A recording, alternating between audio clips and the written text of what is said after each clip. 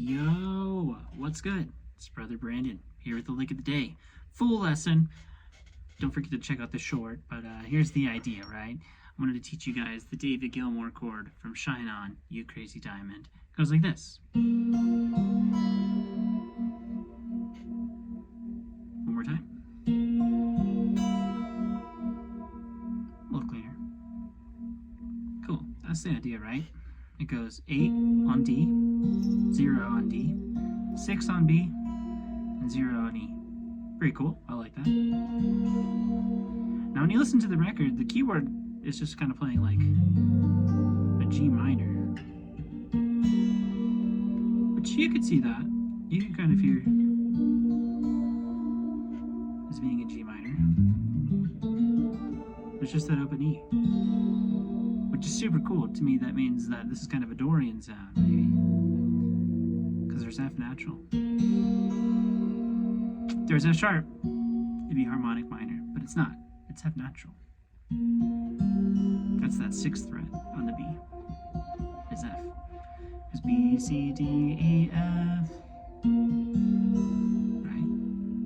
Cool. So to me, this is kind of like a B flat chord. B flat with the G. That's fine. That's like a 6. That's cool. That's hip. And it has the 5, which is tight. It's got a little rub on there. I like doing that. I call that the rub. When you're like on the piano, you have like 2 notes kind of like right next to each other. And you have F and you have G, right? And then you have open E. That's kind of like a weird note. You're like, well, what is that? This could be like a B flat major, sharp 11. What is the E natural? It's supposed to be E flat. But it's E natural and F. We already have G. We go up to C.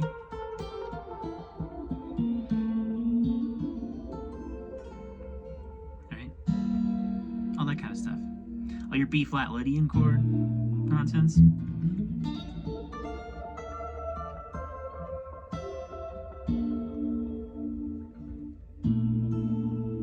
So that means if it's in Lydian, B flat Lydian, you could play all your F major stuff.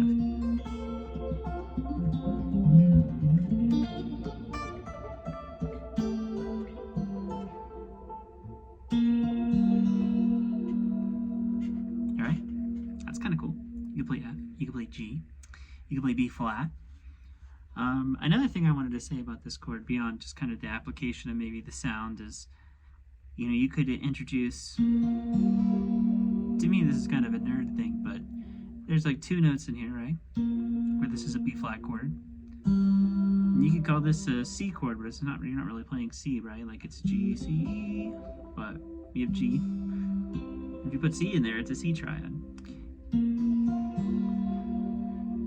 inside of the Dorian,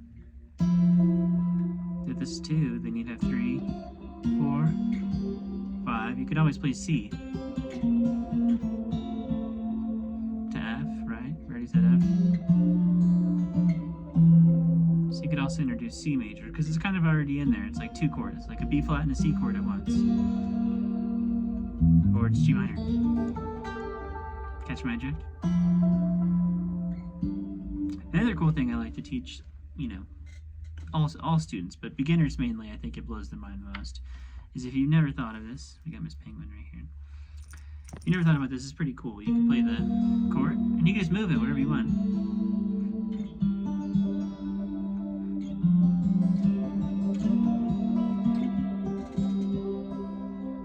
You know what I mean? G showing off. Alright, baby. Let's get down. Let's get down. 2 seconds. 2 seconds. We're almost done. We're almost done. Almost done. Okay, but yeah, recap. You just move it around. Just move it 1 fret down. Move it down to the 5th fret. 5, 0, 3, 0. 3, 0, 1, 0. You know, Hendrix would do that kind of stuff all the time.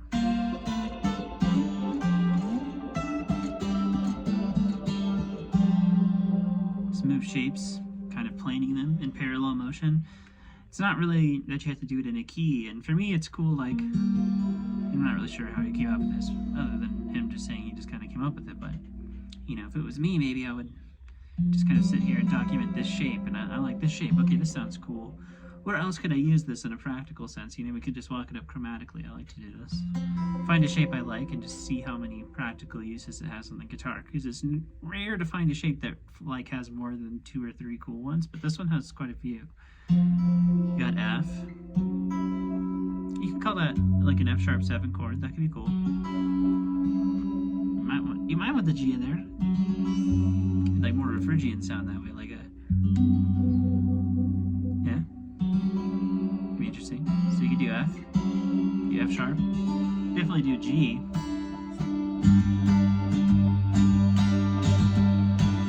Duh, right? That's this 3-0-3 or 5-0-3-0. Sorry. That's kind of a weird one. A flat, but the E flat and E natural and a G. I don't know how often I would use that, but it'd be a nice like major 7 sharp 5 sound, I guess, if you wanted it to be. Be a cool A7, you know, you could play